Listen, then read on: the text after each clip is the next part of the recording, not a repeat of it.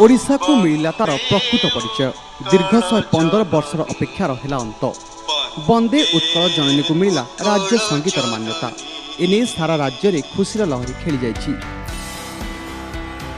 भद्रक जिला तिहिडी ब्लॉक तालपदा गाँव में रही वंदे उत्कल जननी रचयिता कांत कवि लक्ष्मीकांत महापात्र जन्मभूमि।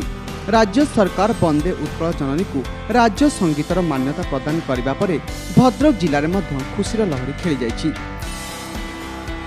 कांत कवि भिटामाटी रे भद्रक सांसद मंजुलता मंडल, पूर्वतन विधायक मुक्तिकांत मंडल, ब्लॉक अध्यक्ष समेत समस्त जनप्रतिनिधि और कांत कवि प्रेमी भिड़ परिलक्षित होता।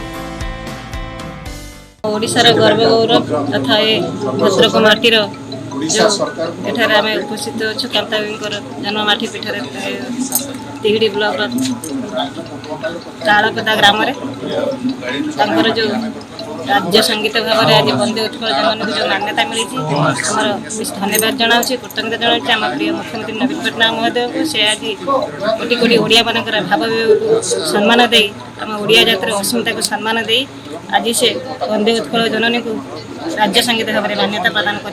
आज आम गर्वित भद्रक जिला ओडिशावासी वंदे उत्कल जननी रचयिता कांत कवि लक्ष्मीकांत महापात्र आज संगीत वंदे उत्कल जननी राज्य स्तरीय मान्यता पाई।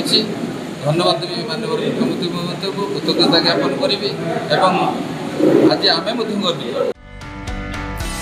कांत कवि समाधि पीठरे पुष्प माल्यार्पण करने सह सेठारे तांको स्मृति उद्देश्य समस्ते एकत्रित भावे राज्य संगीत गान करथिले।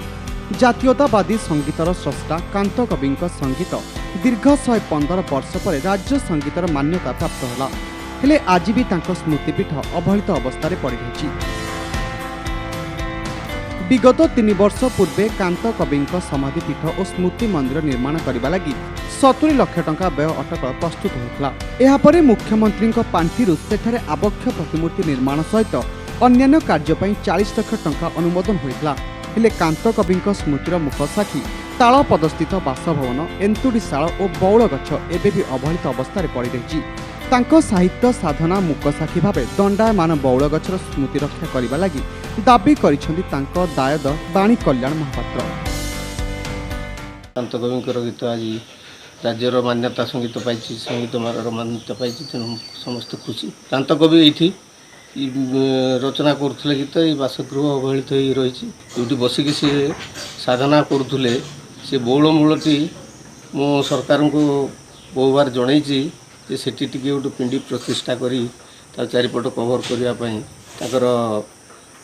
पीठस्थली हिसाब से गणना करा जदि बासस्थान कांत कविंकर बासस्थान जन्ममाटी यार आउ कि उन्नतीकरण होता से साधुवाद जनाती।